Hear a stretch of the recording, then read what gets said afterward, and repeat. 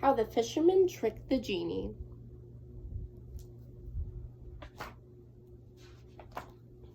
The child is young, the day is old, my story's waiting, it wants to be told.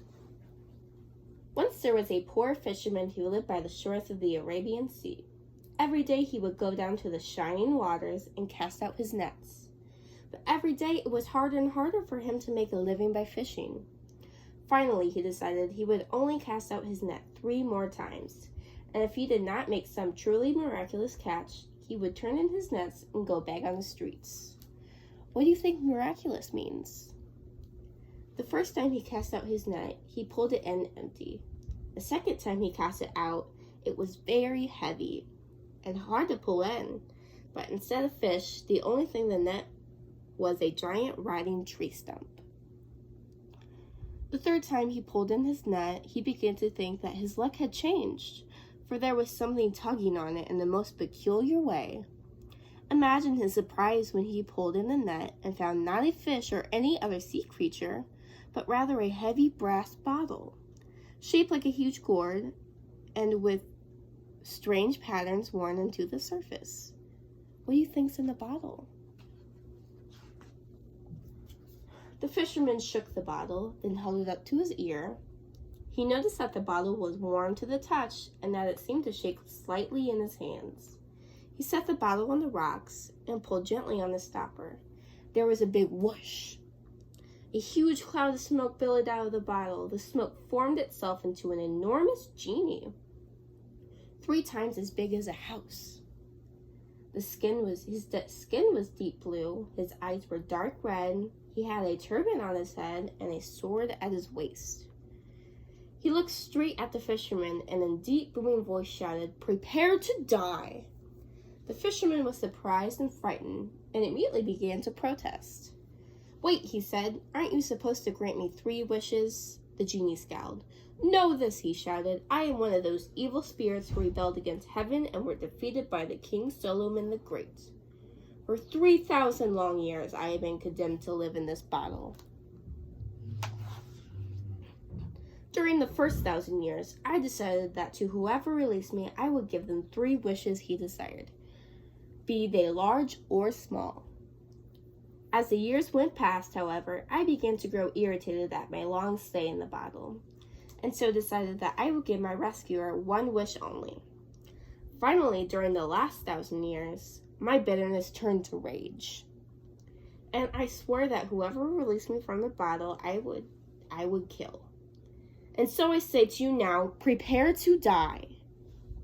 "Wait," said the fisherman, "I just helped you by releasing you from the bottle. And I just explained that that is the very act that has sealed your fate. What do you think the word fate means?" "But," said the fisherman, "you must know that you should never repay a good deed with an evil one. For some evil will surely befall in your turn." "Do not attempt to scare me," said the genie. "What can you do to harm an all-powerful genie?" "Oh, it is not who I will punish you, but rather heaven and fate," replied the fisherman. "Let me tell you a story that will help explain." And this was the story that the fisherman told the genie. Once there was a rich and powerful king. His treasury was overflowing with gold and silver, and he had the best of everything money could buy. His wealth did him no good, however, when he caught a mysterious illness and seemed sure to die. He hired all the best doctors from 5 nearby kingdoms, but one by one they all failed to cure him. Finally, there came to the gates of the castle a strange little man called Duban the Doctor. He was short, no taller than a child, and as skinny as a beanpole. His skin was greenish, and he wore nothing but loin cloth. In the middle of his forehead, he had a tattoo that looked just like a third eye, and hung around his neck was a little leather pouch. Normally, such an odd person would never be allowed into the palace, but the king was desperate to be cured. So he let Duban peek at his throat and at his ears, and to poke his stomach and his chest. Finally, at length, he heard Duban deliver his diagnosis in a soft, whispery voice. "King," he said, "you are very ill, but there is a cure." Tell me what it is, croaked the king. I'll give you anything if you can cure me. King, Duban warned, this cure you may not like. Please, tell me, the king begged. The memories of kings are short, said Duban.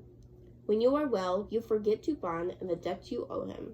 Never, said the king. I swear, as long as I live, you will always have my undying gratitude. Very well, said Duban. Listen carefully, and omit not a single word of what I say. Can you guess what the word omit means? You must immediately go down to the foot of the palace and strip off all of your clothes.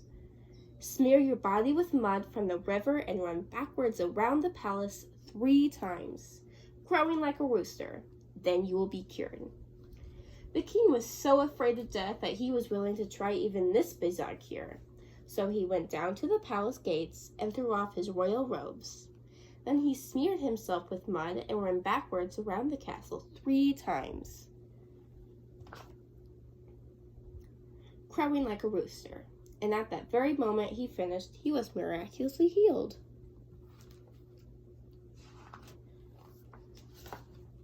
At first, he was overjoyed. Quickly, however, his happiness faded and was replaced by bitterness. All he could think about was how humiliating his treatment had been. That doctor made me look ridiculous, he thought. How will my subjects ever respect me now? Finally, he decided to restore his pride by killing the one who embarrassed him. So he sent for Duban. Yes, king, said Duban. Do you wish to give me my reward? Yes, said the king, as he chuckled to himself. You will receive a reward. Prepare yourself for death. I see, said Duban. Have you so quickly forgotten your promise to me? To kill the one who has saved your life is a great evil. I know, he said, but who can punish me? I am an all-powerful king. At these words, Duban looked very sad. Who will punish you? He said. Heaven and fate. And then he told the king the following story. Once king, there was a strong young prince who always had the best of everything. He never knew hunger or pain. Perhaps you were like this prince once, king. More than anything else, this prince loved to hunt, and so every day he would go off deep into the enchanted forest. His mount was a great white horse, the color of fresh milk, and his companion was a faithful dog, which he had raised from a pup. One day, as they were out riding, the prince caught sight of a most beautiful deer. It shone in the sunlight as it was made of gold. Off they went chasing this deer, mile after mile after mile. Once they came close to it, but suddenly it leaped into the air and sailed clear over a river, blocking the path. Then, just as the prince was about to follow, the dog bit the great white horse on the leg. It jumped straight into the air, and when it came down, its leg was broken. There was no way the prince could catch up to the deer.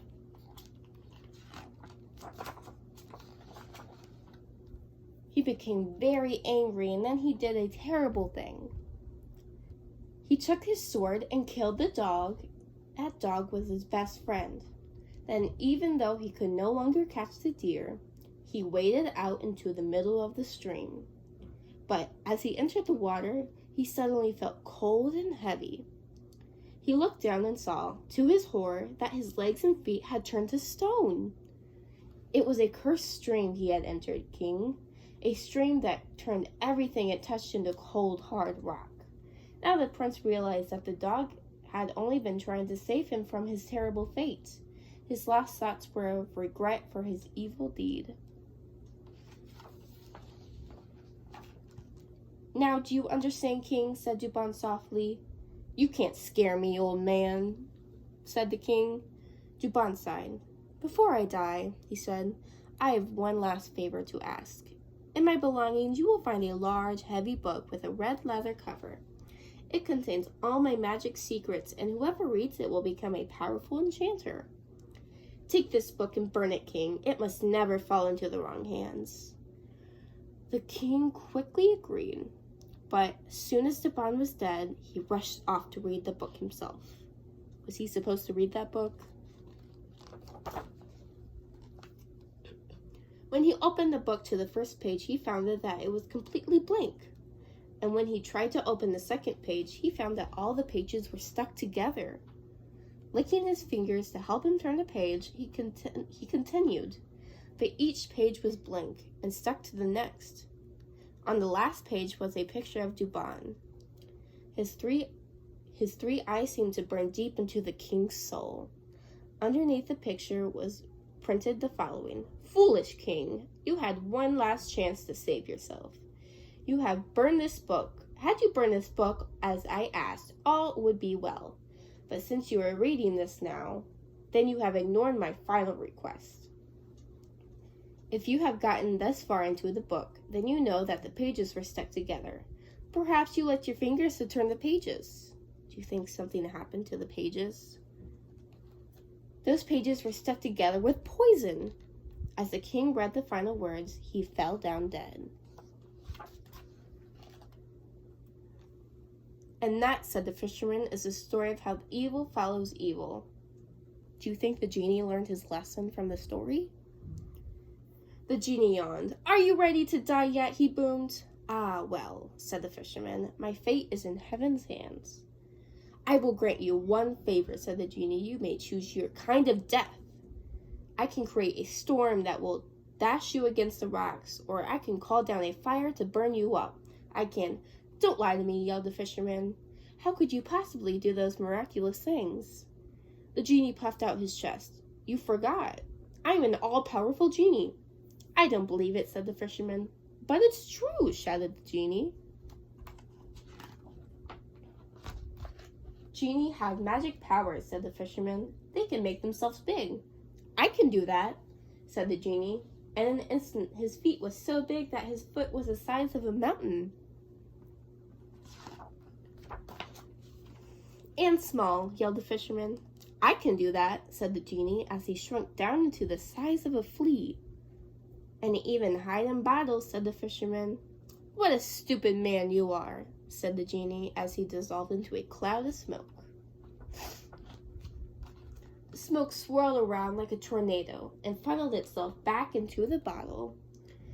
And the fisherman picked up the bottle, shoved the cork into it, and threw it as hard as he could out to sea. The rising of the moon, the setting of the sun, the teller is tired, the story is done. What was the lesson in this book?